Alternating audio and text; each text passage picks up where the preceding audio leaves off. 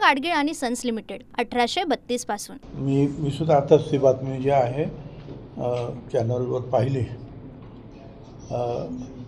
आता मला माहीत नाही काय कारण आहे त्यांना सुटकेची, काय कारण आहे ते, पण एक म्हणजे 18 वर्ष जी आहेत ती मंडळी निश्चितपणे ज्या तुरुंगात आहेत आणि त्यांना निर्दोष सोडण्यापाठीमागे काय कारण आहे याचा अभ्यास जो आहे डिपार्टमेंटतर्फे केला जाईल आणि त्यांना जर आवश्यक वाटलं तर मग ते सुप्रीम कोर्टामध्ये सुद्धा ही केस जाऊ शकते।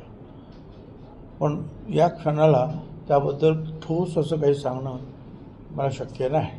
पूना गाडगीळ आणि सन्स लिमिटेड 1832 पासून।